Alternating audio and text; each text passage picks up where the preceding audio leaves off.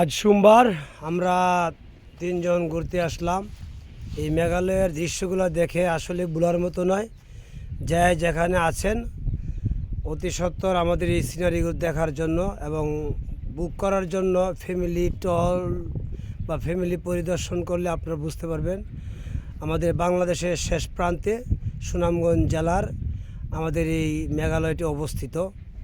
এখানে হাজার হাজার শিক্ষার্থী, হাজার হাজার মানুষ এই সৌন্দর্য লীলাভূমি বুক করার জন্য আসে। আমরা আজকে তিনজন আসলাম। এই আমরা ঘুরতে এসে দেখলাম আমরা আজকে মানুষ খুব কম।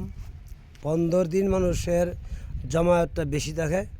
আমার সাথে আমার ছোটো ভাই আনোয়ার আসুন, উনি কিছু বলবেন মেঘালয় সম্পর্কে। আনোয়ার ভাই, আপনি কিছু বলেন। না, আসলে বলার অনেক কিছু আছে, তারপরও বলতে হয় যে সুনামগঞ্জ জেলার মধ্যে সবচেয়ে সৌন্দর্য এবং প্রাকৃতিক দৃশ্যে ঘেরা আমাদের এই তাহিরপুরের টেকের ঘাট। খুব সুন্দর মনোরম পরিবেশ। বাংলাদেশের বিভিন্ন জায়গা থেকে এখানে দর্শনার্থীরা উপভোগ করতে আসে। আমরাও চলে আসলাম এখানে। আমার বড় ভাই পল্লী সঞ্চয় ব্যাংকের মাঠ সহকারী, আরেক বড় ভাই নৌবাহিনীর সিনিয়র অফিসার।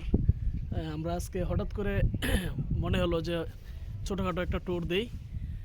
আর সম্পূর্ণ ট্রিট বড় ভাই ইলিয়াস ভাইরে দেওয়া লাগে। ভাইয়ে যদি আমাদেরকে না বলতো তাহলে এত তাড়াতাড়ি আসা হইতো না। আচ্ছা, ভাইকে অসংখ্য ধন্যবাদ। ধন্যবাদ আনোয়ারকে। বাগনা সালেম, বাগনা কিছু বলো আজকে টাকার ঘাট সম্পর্কে। আমরা যে ঘুরতে আসলাম, না, সিনারিটা আসলে অনেক সুন্দর। অনেকদিন পরে আসলাম।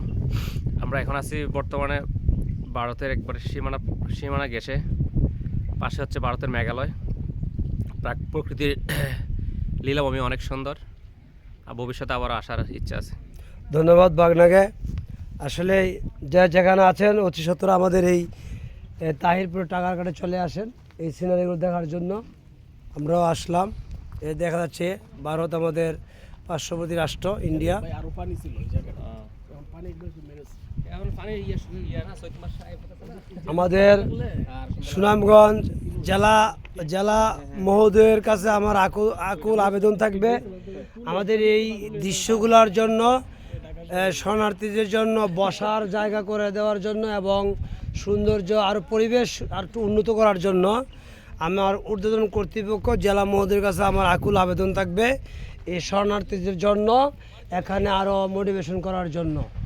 এখানে বাংলাদেশের বিভিন্ন এলাকার মানুষ আসে ঘুরতে এবং এখানে বসার জায়গা আরও মোটিভেশন করার দরকার মনে করি। ধন্যবাদ সবাইকে। আসসালামু আলাইকুম।